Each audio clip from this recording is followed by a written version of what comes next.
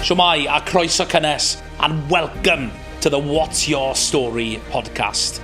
I'm James Owen, a Welsh filmmaker and storyteller, and I'm passionate about sharing stories. This podcast is all about business owners sharing their journey, and we'll be speaking with directors, entrepreneurs and creatives from all across Wales to learn from their experiences. We believe everyone has a story to tell. What's your story? Shwmai, croeso cynnes, and welcome to the next episode of What's Your Story. Some of you will notice, or maybe all of you will notice, that I am not James. That is because this episode, we have James as our guest. Welcome to the podcast, James. It's great to be here.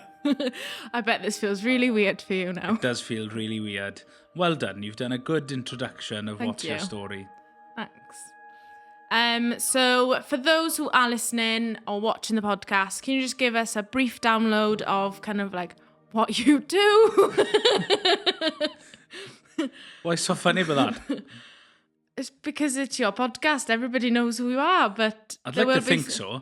But there will be people listening who don't know who you are, so it'd be good to just give them a bit of information of what you do.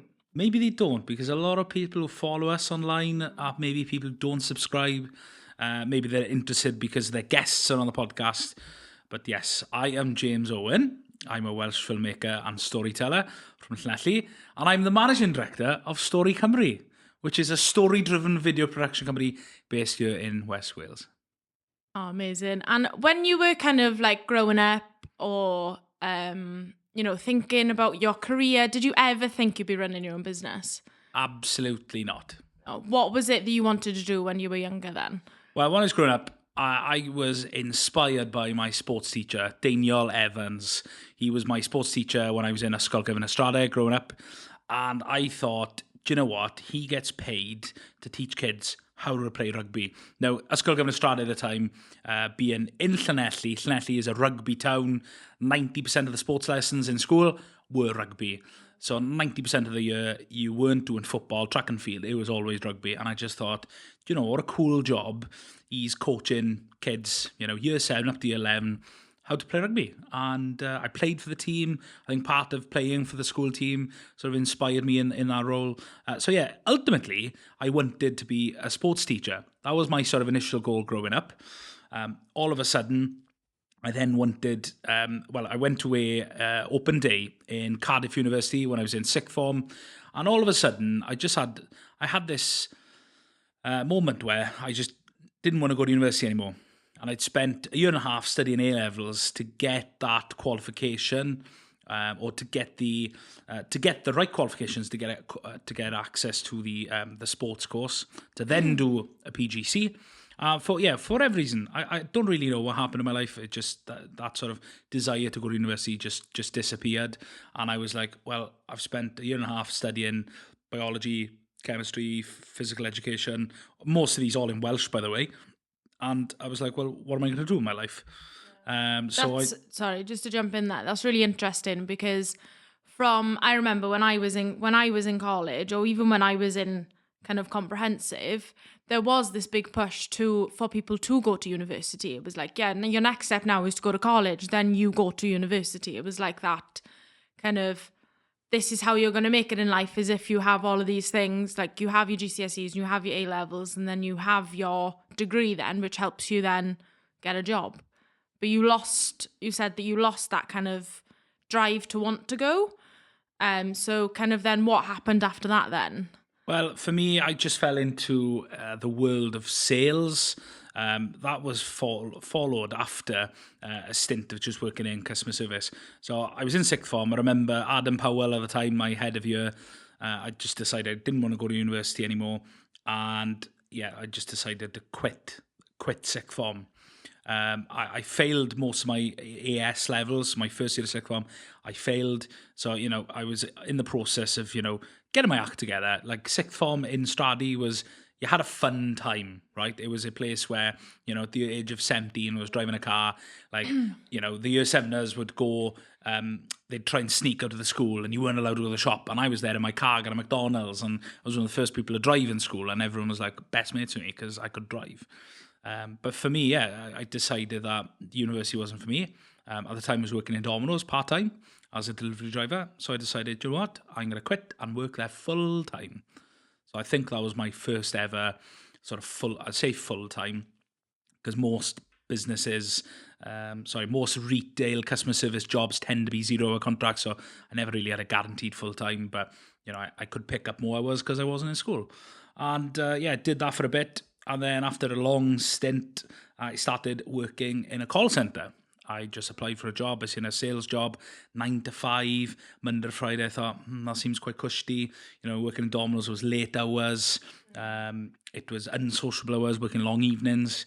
So I thought that was something I wanted to give a go at. And I had a whole extensive experience in sales then when I was probably about 18, 19, which was almost another phase of my life. And if I look at my CV now, I haven't had a job in 5 years because I've been running this business. But over the years, I've had so many jobs. My CV is probably about 10 pages. Because probably working in sales... I'm pretty sure I've seen your CV and it is probably 10 pages It long. Probably is 10 pages. The probably the most recent revision isn't 10 pages, but if I was to accurately track every job I've ever had, and for the length I've had, it's probably quite long. Okay, so prior to the 5 years of running the business, out of that then, of your sales industry experience, could you just tell us maybe 1 or 2 stories about kind of that kind of time? I'm trying to think, there are so many. Working in a call centre was actually really fun. It was a horrendous job because you'd be phoning people, unsolicited cold calling. There is just no ways about it. That is nice. Nobody likes a phone call that is out of the blue, especially from a service or a company trying to sell you something, right? So I started off working in solar PV. So I was trying to get appointments for sales reps to sell solar to customers. It was really fun, but very, very, very challenging because, I had people tell me to go kill myself, go F myself and all these things. People were, just really, really nasty and rude. And to some extent, I can understand maybe some of that's justified. But I've sort of learned from those negative experiences. When I'm being sold to, there's a way I sort of politely tell a sales rep, really sorry, I'm just not interested. All the best. And I'll often say, I used to work in sales. I know how hard it is.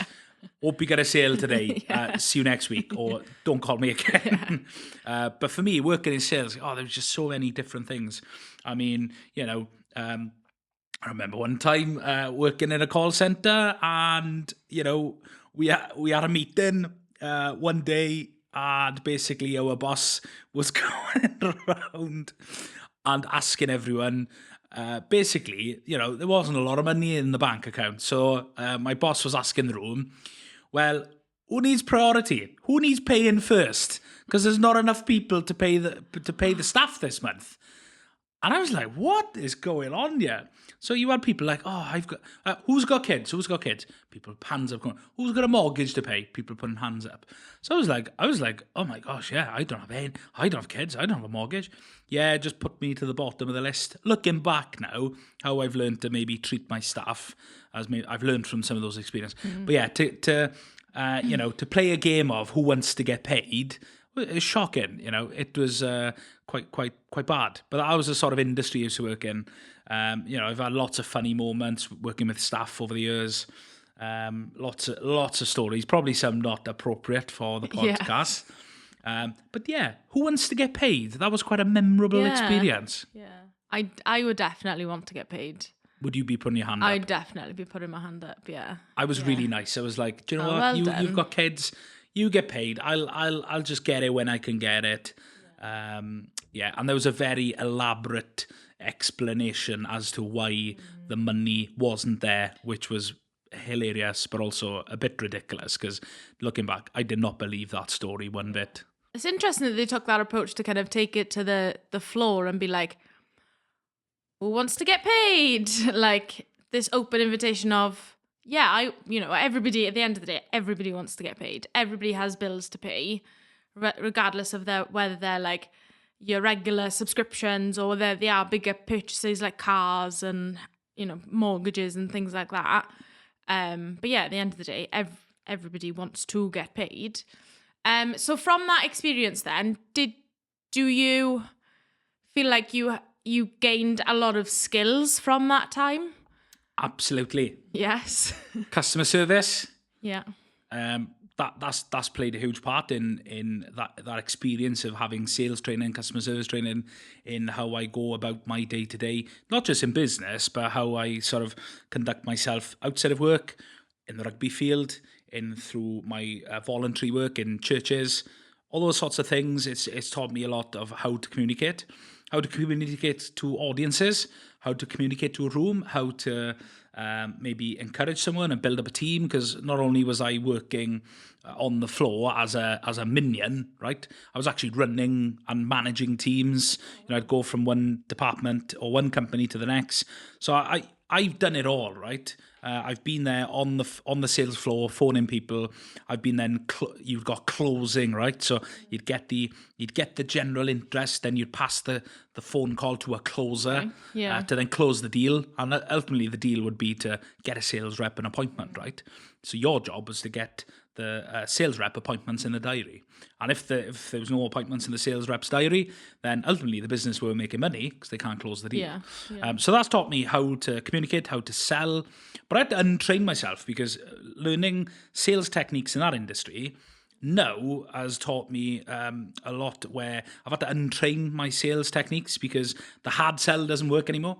But I think a lot of what I've learned from is people skills, communication, and some of that comes out really naturally when I'm running workshops and when I'm speaking at an event, and a lot of that has come from those experiences. So albeit it was probably a really dark part of my career, it's served me well this day, because I'm speaking at events and people tell me how good I am, right? And I want to say that really humbly, because it's not my go-to thing speaking. But, I've been to events where people get paid lots and lots of money to run companies. And I've seen people present to audiences so poorly.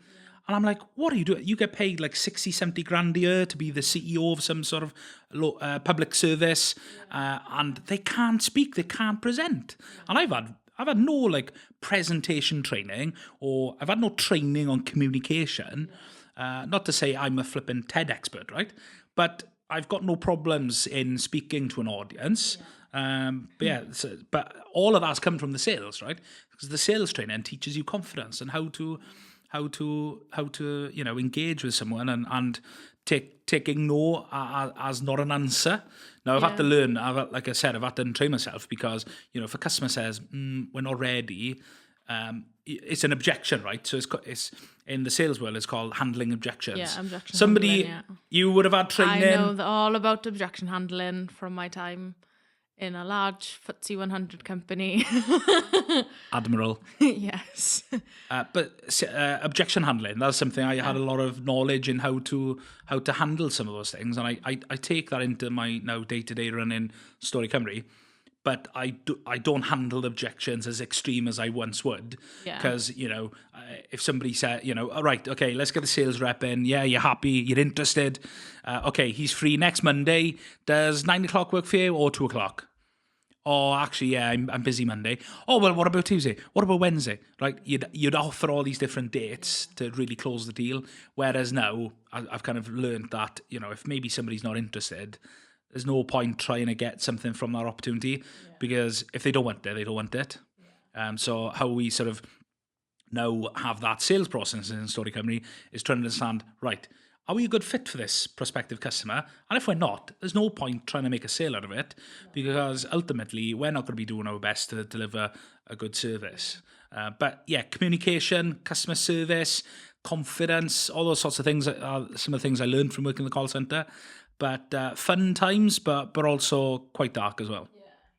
And I think probably from your perspective, more than mine, obviously I've had a little bit of experience in that kind of sales world, but I was more customer service and retention more than... Your job is so easy. Oh, it was really easy. And I left when it got really hard. But we'll not talk about that right now. Next episode. And I think now there's been a kind of, especially in Admiral, there was a change of their sales approach. And it was, at the beginning, it was very push, push, push. Whereas then it just became more conversational, which I think is the way that the world is going, is like a way more conversational approach to, this is the kind of, are you in need of X, Y, and Z? Get to know the person first, and then kind of be like, this is what we do. This is what we provide. Are you interested? If not, that's okay. We can, you can still follow up in like 6 months' time and something might come of that. But like you've said to me before that some projects that we're working on now, you got introduced to those people about 2 years ago. So like the whole approach of like push, push, push is, I think it's like, and from the last generation, I don't think that works so much now. Yeah, I think consumers are probably used to, in the sort of 90s, 2000s, of being hard-sold everything, their broadband, their mobile phones, gas and electricity, gone are the sort of days where we now have freedom to buy those services. But I think early on in the sort of the 90s, the 2000s, not that I was really working in those eras, but I've gotten to learn some of the businesses that were really successful in those periods were built their own call centers, contact centers, call centers.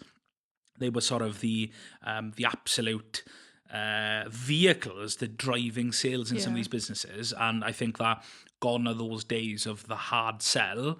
We as consumers want the freedom to purchase a product or a service off our own back. We don't want to be sold to. So. And I think as well, this generation is more about the online experience. So like if a website looks really good, or they got maybe not bombarded with ads, but they see it in their like TikTok algorithm or Instagram algorithm, then they're more likely to kind of purchase that or like inquire about that. And also then the other thing then is as well, like a lot of websites now have like these AI chatbots that kind of be like, I don't want to talk to an actual person just yet, but I want to ask some questions about the buying a product. You've got that kind of functionality of like an FAQ bot kind of thing. But no, that's really interesting. So from your sales time now, we spent a little bit of time in that kind of era. What happened? The good era. So that you said that was 17, 18, 19? Yeah, it must have been about 17, 18, 19 years. Yeah, okay. Yeah, it must have spent about 3 years, 4 years working in sales in general, I think.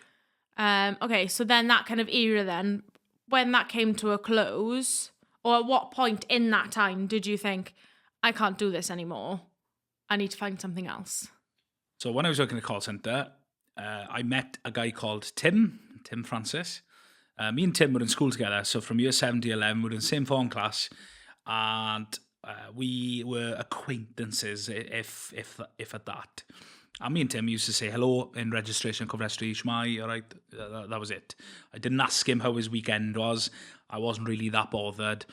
In fact, Tim was quite weird in school. He was like a kickboxing champion, and he often used to like he wouldn't ask people. He'd just get people in headlocks and like show off his skills, right?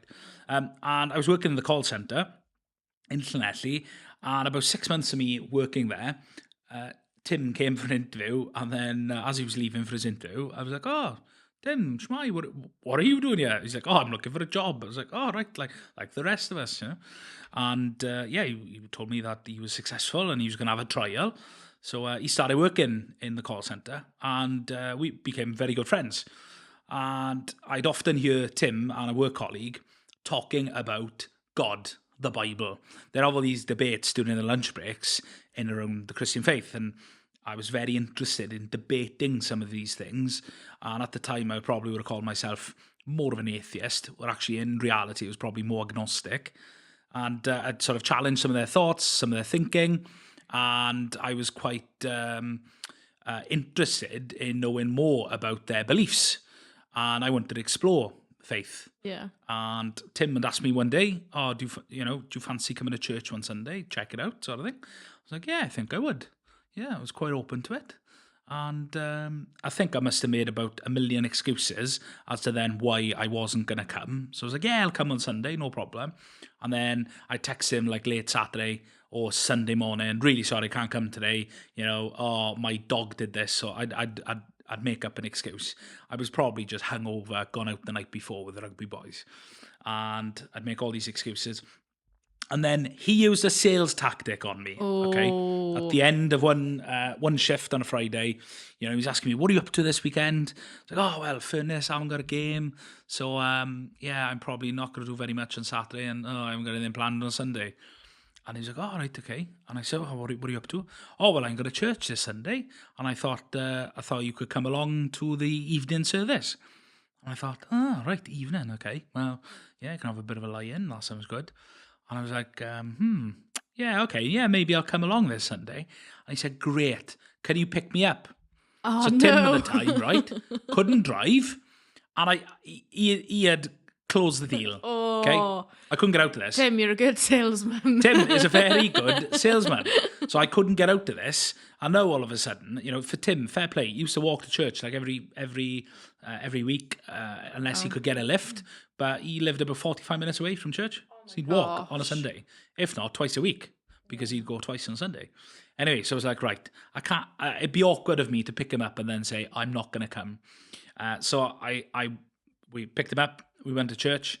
And my sort of perception of church was one of my Magin Keys era of Capel Gymraeg, the yr organ canu ymynau, singing hymns, wooden pews. So when I walked into church in Furness, and I thought to myself, seeing kids jumping in the air, lights going bonkers, it was a bit like a nightclub. And I turned around, and I just looked at him, and I said, "This is effing mental." Oh, in church. Yeah, chilling. I did. That was my first experience walking into a church. And I thought, well, this isn't what I thought church was. Anyway, we experienced that service and got to know a couple of people. And there were a lot of people who were going to church.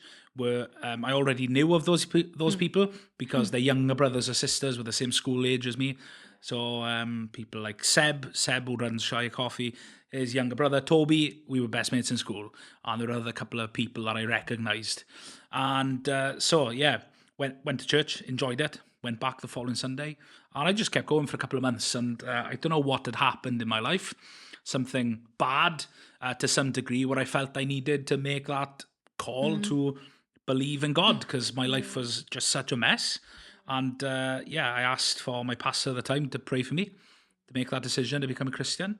And it was as simple as that, a prayer. And all of a sudden, I was a Christian. I thought, great, this is amazing. All of a sudden then, life started to get a bit better.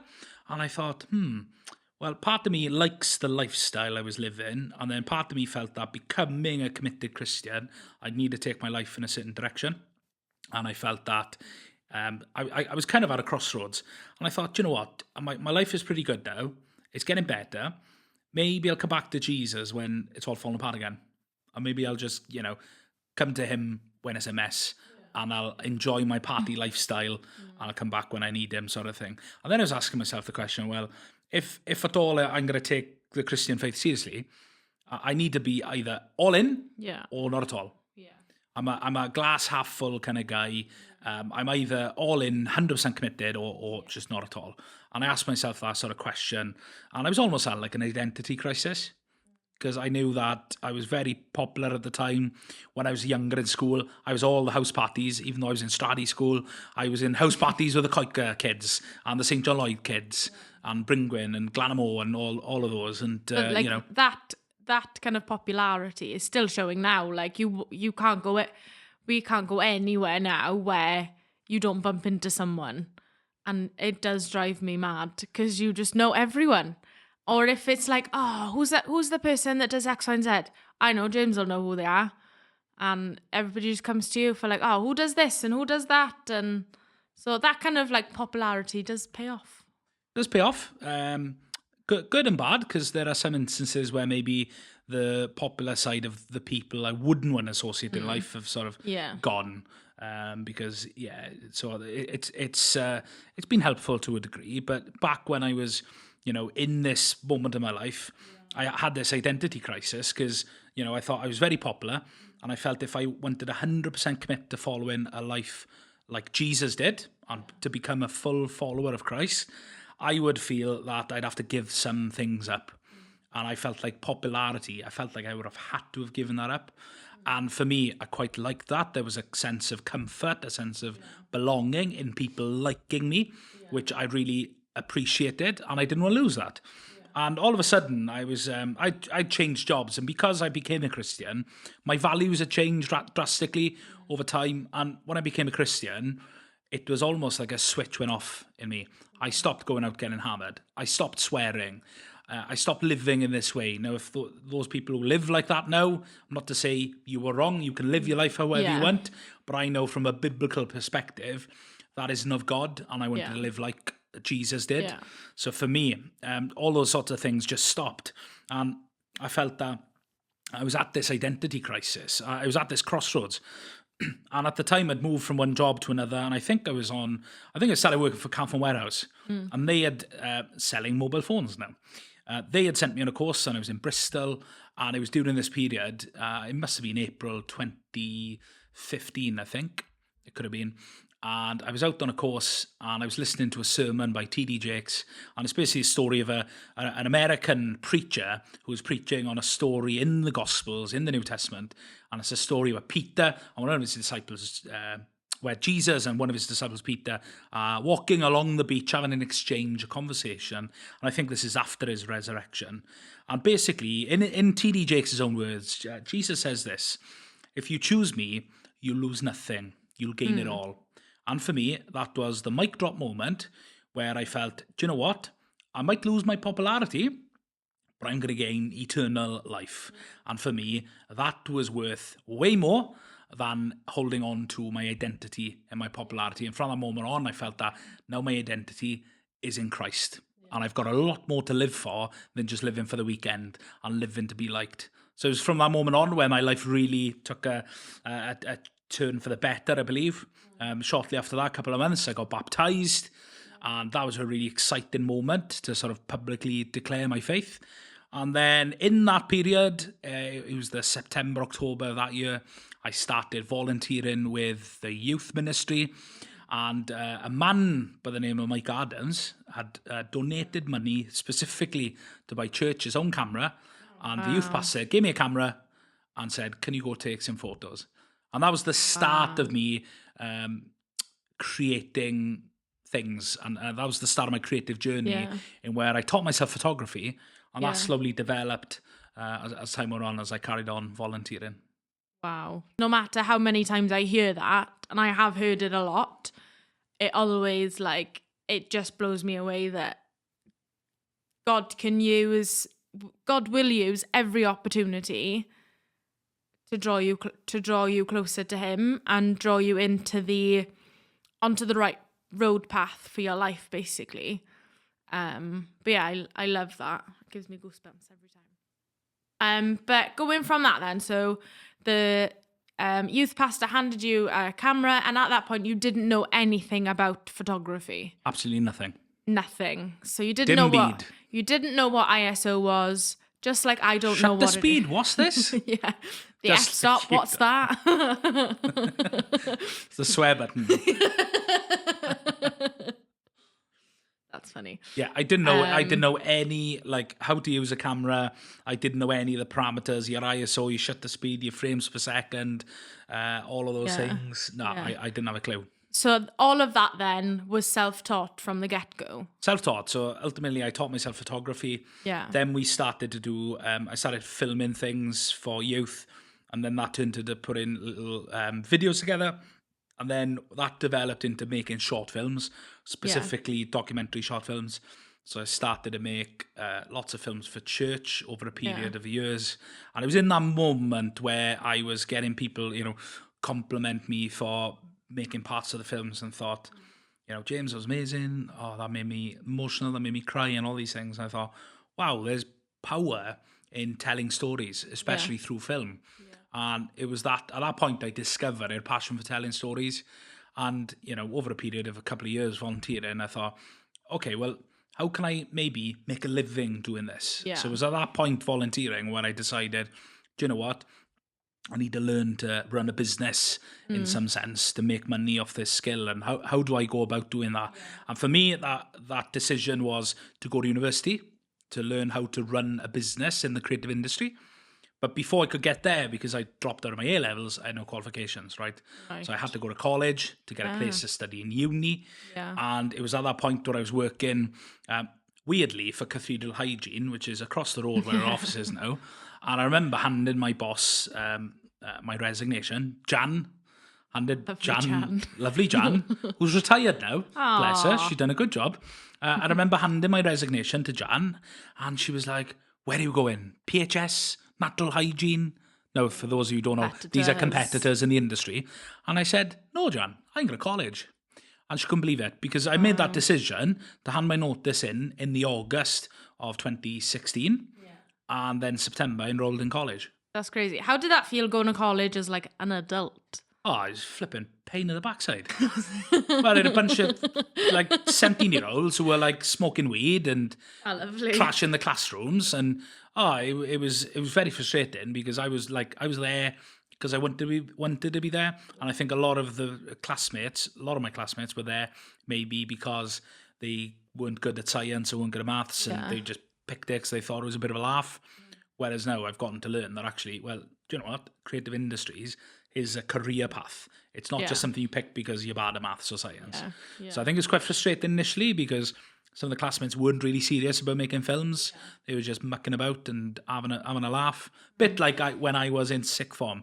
So I can kind of understand, because they were obviously coming through the system in the typical way of 16, engage GCSEs, go to college, go to sixth form, go to university. Yeah. So they're on that path. But, I'd come into college as a mature student, even though I was a couple of years older than these young people.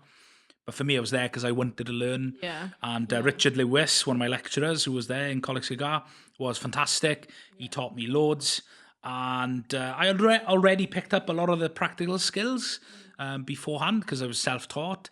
But it certainly got me some opportunities where I could explore what I was really good at. And it's because of Richard that I got introduced to Trinity University. And then I started really thinking about what uni to go to. Yeah. But that opened the doors then to study in Trinity St David in Carmarthen, or the University of Wales Trinity St David. UWTSD. Somebody's going to be watching this on LinkedIn and going to call me out, because you didn't name it properly, but you did well done. Oh, okay, so you did the standard 2 years in college, so then go into university as well. You were older than the kind of average person that was on your course, so you did filmmaking? I did a Bachelor of Arts in filmmaking at Prifysgol y Drindod Dewi Sant. Well done. Stick the Welsh in there as well. Bit of Gymraeg. Go on. Yeah, I did a BA in filmmaking. Yeah. When you were coming towards the end of college or the end of first year, they do kind of get you thinking about, do you want to go to university? What do you want to do? Or do you want to go into a job? And when you had made that decision of, oh no, I want to go to uni, what kind of prompted you to go to UWTSD? Well, for me, it wasn't so much the case that I wanted to go to university. It was, I wanted to start a business, and I felt the best route to start a business was to go to university. So it was kind of like a byproduct of picking that goal of setting up my own business. So for me, I was like, I need to go to university. I then did 2 years of college, passed by the skin of my teeth, because I was more or less working full time. Actually, as a sales rep, I lived a bit of a lavish lifestyle, and I'd gone down to quite a significant pay cut, because I was then back working in Domino's Pizza, delivering pizzas as a college student. Yeah. But then I still had the lifestyle of somebody that was a sales rep. So I was actually in a bit of personal debt during that period of my life. And that was even when I was a Christian. So, some people think, Christians get it easy. Well, actually, they can live just as they can be just as impacted by life as non-Christians, right? So being a Christian isn't easy. And for me, the decision was to set up my own business, but a result of that was to go to university to learn those skills. So the reason I chose Trinity really was because of the entrepreneurship module. So a specific module that they teach there is that skill of enterprise. Yeah. When you set up a business, right, there's the technical aspects of understanding what sort of skills you can apply to earn an income. So in this instance, whether you're a filmmaker, a musician, a scriptwriter, producer, a video editor, motion graphics, right, all those skill sets, university teaches you how to do that, but they don't necessarily teach you how to earn an income from that creative discipline. But the course in Trinity was specifically linked in around enterprise. So they taught you quite a bit about setting up your own business, things you need to think about, your CV, your LinkedIn profile, having a website to share your portfolio, to get clients. So there's all these little things that I learned very early on. And I'd learned that ahead of time. So when I was picking a university to go to, the clear choice for me was Trinity. It's half an hour away from Llanelli. I was driving. I didn't want to live in university because I'd come from that sort of party lifestyle. I didn't necessarily want to live in that. Yeah. So the decision for me was to study at home or to live at home and commute. But for me, I had already made that choice to pick Trinity simply because of the enterprise and the entrepreneurship module in teaching you the skills of how to set up a business. And for me, what the goal was, when I had a place to study, plan A was to leave with a degree and a business. Plan B, go and work for any kind of Welsh-speaking production company, specifically those in television, Avanti, Tinoplis. Yeah. I know loads of those companies that produce Welsh language television have English-speaking camera ops that work in those industries, which I think is just so sad. It is, but unfortunately, the there is a limit, or there's a lack of Welsh-speaking creatives working in that industry. So they need a camera op. So they're just going to employ someone who can you speak Welsh? No. Okay, we need a camera op. We'll give you a job. That's unfortunately the sort of the state the industry is in, or has been. It is improving, but I thought for me that was plan B. Yeah. Plan A was leave with a degree and a business. Yeah. And that's what I did. You did. And I remember the day that you legally registered the business, and we were on holiday. Where were we? And we were in Mallorca. And what date was it? 19th of August. Was it? Is it? Am I right? What year? 2019. Yeah, well done. So you did that at the end of your first year then, didn't you? You registered, you were like, at that point as well, just kind of backtrack a little bit, you had kind of already set up the business, but not in the industry that it's in now. Yeah, I set the business up early on in the sort of wedding industry. I had a brand, I had a website, I had all those sorts of things. It wasn't registered as a proper company at the time. And then I'd learned very early on then weddings wasn't for me. So I decided to go down the commercial video route and work in business to business. And it was at that point at the end of my first year where I was already kind of trading. I just set the business up as a limited company. So yeah, that was at the start of 2019. And last year, we celebrated our 5th birthday. We did. We had a great time in Beer Park. Thank you, Beer Park. Thank you, Dave and Fran. Thank you, Dave and Fran. And everyone that came. And ran a very large tab. It wasn't that big. No, it wasn't that big. It was very good. But no, I thoroughly enjoyed that. And I think that this whole, your whole journey is just a testament of like, it takes a lot of determination to go from where you were to where you are now. I'm just very conscious of, maybe we'll have to do an episode 2 of the Stori Cymru journey. But maybe just give us a bit of an update on kind of, you registered it in 2019. You were obviously still in uni. You did part of uni in COVID. So we've also this week hit 5 years since COVID started. Yeah, I had my Facebook sends me reminders, like, the Facebook memories. It came up there and it was like a picture of something and it was like, how is your lockdown? And I was like, oh my gosh, this was 5 years ago. That's crazy. Just how life has kind of gone back to normal, really. But how did you find doing uni online? Because everything was like stopped. You couldn't like go into anywhere. Nobody can go into the offices. Nobody could go into uni. So how did you find that experience of doing it online? Oh, I hated it. Yeah. I hated it because for me, I like to be in person whether that's meeting a customer. I prefer to do it in person. Yeah. There's advantages to doing things online in terms of like saving travel time, commuting, you know.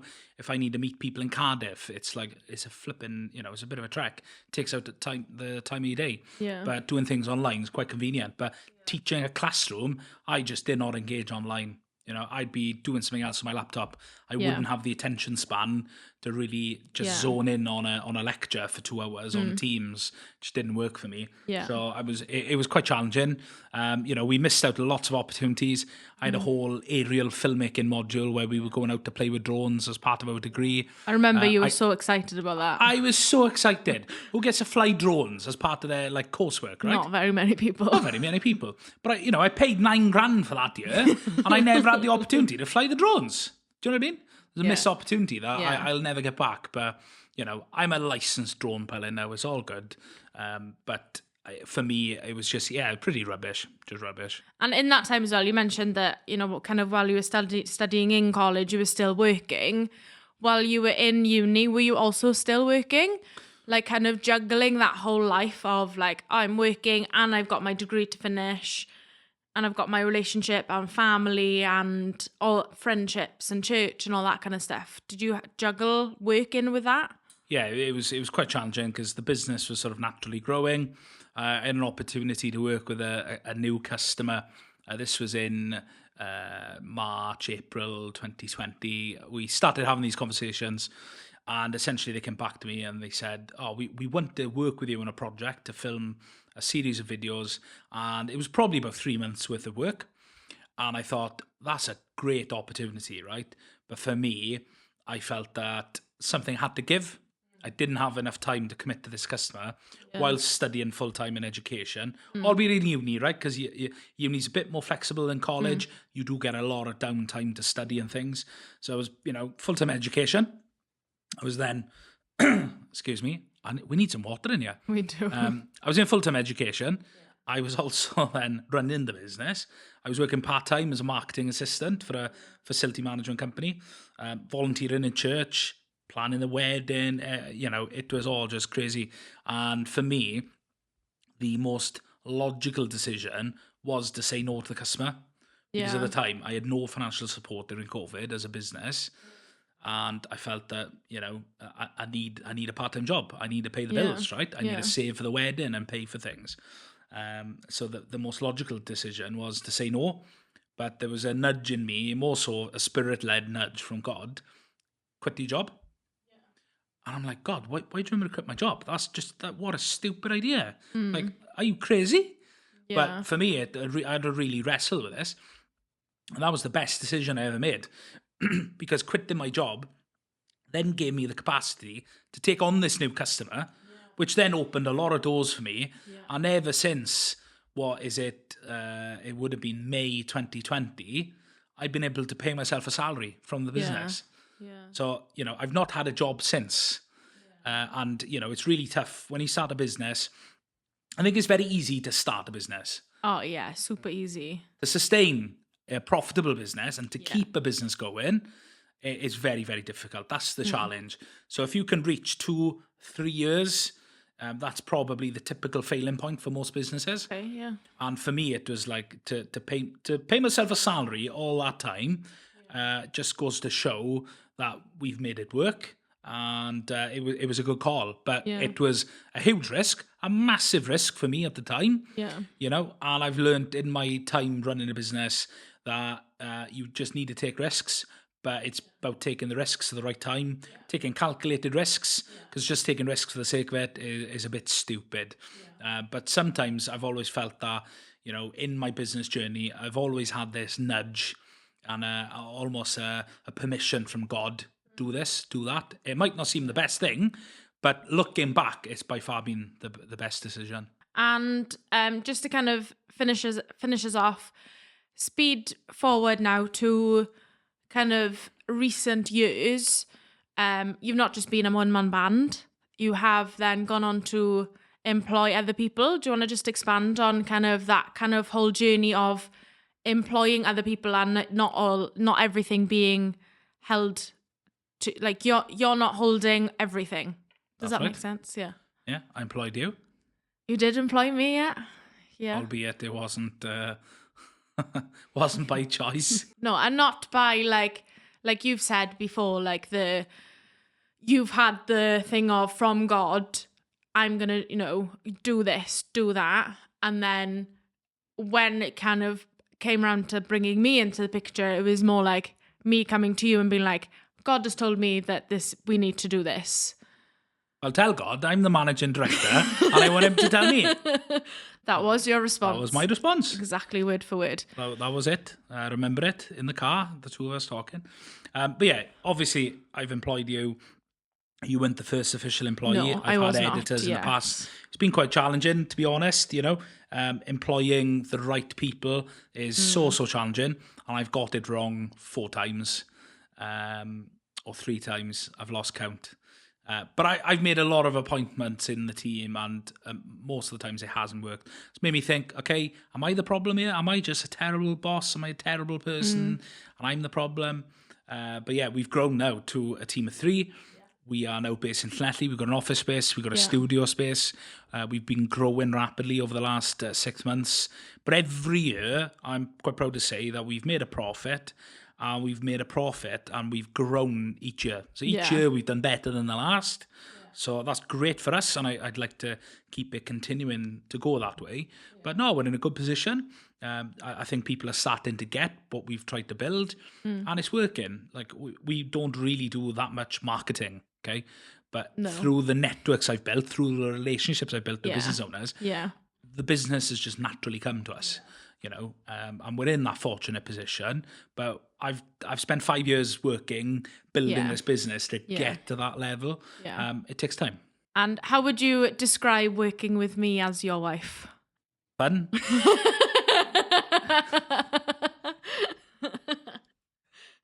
Is that it? Well, it is fun. Difficult, but fun. More fun than difficult. It is more fun than difficult. Even though, the difficulties are difficult. If you just do what I say, it'll be so much easier. Yeah, but sometimes my ideas are better than yours, and that's just how it is. Yeah. But, we're a team. We are a team, and we're a very good team, I'd like to think. And I'm, all for helping the business grow more, all for employ more people, especially like local people as well. I think that's something that needs to change in the industry, is that a job in a filmmaking, in the creative industry kind of thing, you don't have to go to big cities to go and find a good job. Like you can find it in your local area. You can be a Llanelli resident and succeed in the creative industry right here in Llanelli. Exactly. So, James, as you know, being the normal host of What's Your Story, this question gets asked to all of our guests. I'm glad you remember this. Thank you very much. If there was one person or one person's story that you would like to hear, whose story would that be? And it can't be your own. That's a good question. Thing is, right, I've got so many people that I'd love to hear their story. How many answers can I give you? 1. Oh, for flip's sake. I can't decide. Okay, you can have 2. Because people who have really, really inspired me. I mean, there's things for fun. There's the rugby world. There's music. Oh, there's just so many people. You've caught me off guard here. Have I actually got you off guard? You genuinely have. I think for me, it's got to be Sia Kolisi. He's the South African international captain. He's won 2 World Cups, 2 Rugby World Cups under his captaincy. And is he the first black South African to captain the team? I think so, yeah. He's got an incredible story. He has come from absolutely nothing, and he's inspired so many people to play the game. And not only that, it's what rugby does in communities is something greater than rugby itself. It's really inspired people. It's created opportunities. And it's shown that even if you've come from the absolute bottom of society, you can actually succeed. You can be a world changer. You can be a change maker.